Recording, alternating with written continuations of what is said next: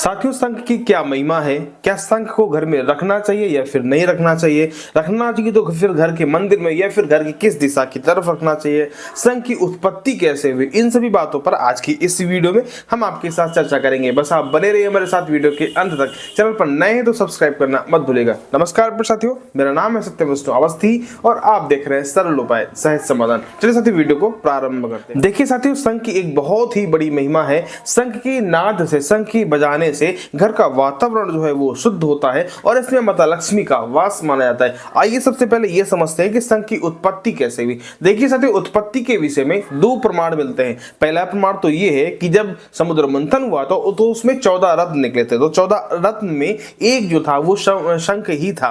तो शंख की उत्पत्ति तो एक तो समुद्र मंथन से मानी जाती है। दूसरा प्रमाण देवी भागवत में मिलता है। आइए देखते हैं उसमें क्या बताया जाता है। साथियों, दूसरे प्रमाण में बताया जाता है अस्थिभि शंख चूड़स्य शंख जातिर्बभूवहि। साथियों, ये प्रमाण देवी भागवत के 9वें स्कंद से लिया गया है, जिसमें बताया गया है कि भगवान शंकर ने शंखचूड़ नाम का एक दैत्य था, उसका वध किया था। तो उसकी जो अस्थियां थी उसको एकत्रित करके इस शंख को बनाया गया था। तो शंखचूड़ नामक दैत्य से जो भी अस्थियां निकली थी उससे शंख का निर्माण किया गया। दूसरा प्रमाण ये मिला। देखिए साथियों, शंख भगवान विष्णु को रिप्रेजेंट करता है और माता लक्ष्मी का उसमें वास होता है। जहां भगवान विष्णु है वहां माता लक्ष्मी भी है और भगवान विष्णु जो है वो आपके एफर्ट है, आपकी मेहनत है और माता लक्ष्मी उसका रिजल्ट है। यदि आप घर में शंख रखते हैं तो आपकी मेहनत और आपके रिजल्ट निश्चित तौर पर बूस्ट होते हैं, उसमें बढ़ोतरी होती है। अब आइए समझते हैं कि शंख को अपने घर में रखना चाहिए या फिर नहीं रखना चाहिए, क्योंकि इस पर बहुत ही संशय उत्पन्न होता है। कई लोग तो कहते हैं कि शंख को घर में रखना ही नहीं चाहिए। आइए समझते हैं क्या प्रमाण मिलता है। देखिए साथियों, शास्त्रकार कहते हैं यस्य घंटाग्रहे नास्ति शंखस्य पुरतो हरे कथम भागवतम नाम गायते तस्य देहिनः।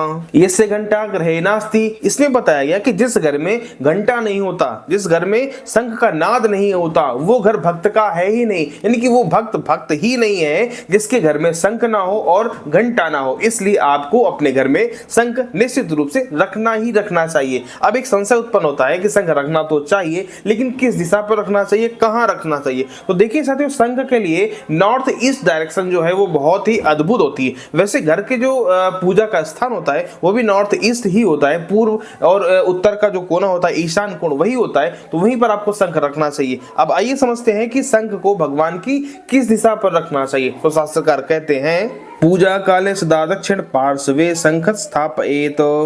साथियों, इस प्रमाण में बताया गया पूजा काले सदा दक्षिण, जो शंख होता है वो आपके यानी कि जो पूजन कर रहा है साधक के सदैव दक्षिण दिशा की तरफ रखना चाहिए। यदि हम भगवान की बात करें तो भगवान की तरफ से देखेंगे तो उनके बाएं होना चाहिए और आपके दाहिने होना चाहिए। इस चीज का आपको विशेष ध्यान रखना चाहिए। साथियों, एक चीज आपको बहुत ही ध्यान रखनी चाहिए कि शंख को कभी भी खाली नहीं रखना चाहिए। शंख में जल भर करके या फिर अनाज इत्यादि भर करके जरूर रखना चाहिए। शंख का तो इतना अद्भुत महत्व है कि जो उसमें जल भर करके रखा जाता है, यदि आप उसके जल को पूरे घर में छिड़कते हैं, उसका छिड़काव करते हैं जल का, तो फिर क्या होता है, घर की जो नकारात्मक ऊर्जा होती है वो समाप्त हो जाती है। और यदि आप उसका पान कर लेते हैं, उसको ग्रहण कर लेते हैं, तो आपके अंदर बसी हुई नकारात्मकताएं समाप्त हो जाती हैं। आपको अत्यधिक भय लगता है, रात में सोने में नींद नहीं आती है, इत्यादि जो भी आपके अंदर बसे नकारात्मक विचार होते हैं वो सारे के सारे समाप्त हो जाते हैं यदि आप शंख की जल का पान नित्य प्रति करते हैं तो। और एक बहुत ही अद्भुत होता है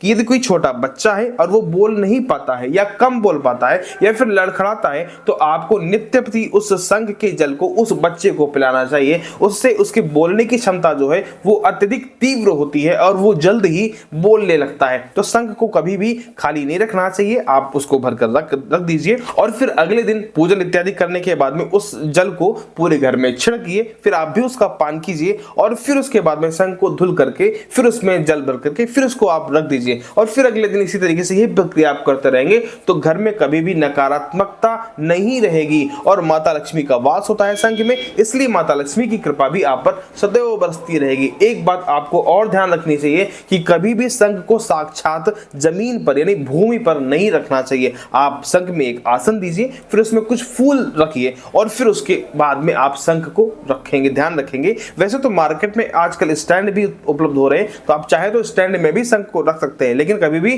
साक्षात भूमि पर शंख को नहीं रखना चाहिए। अब आइए समझते हैं कि शंख को कहां कहां बजाना चाहिए। तो शास्त्रकार कहते हैं स्नाने धूपे तथा दीपे नैवेद्ये भूषणे तथा। इस प्रमाण में बताया गया कि भगवान को स्नान कराते समय, धूप दीप करते समय, नैवेद्य लगाते समय आपको शंख का वादन निश्चित तौर पर करना चाहिए। तो आज की इस वीडियो को यहीं तक रखते हैं। आशा करते हैं ये वीडियो आपको निश्चित रूप से समझ में आया होगा। मिलते हैं अगले वीडियो में, तब तक के लिए नमस्कार।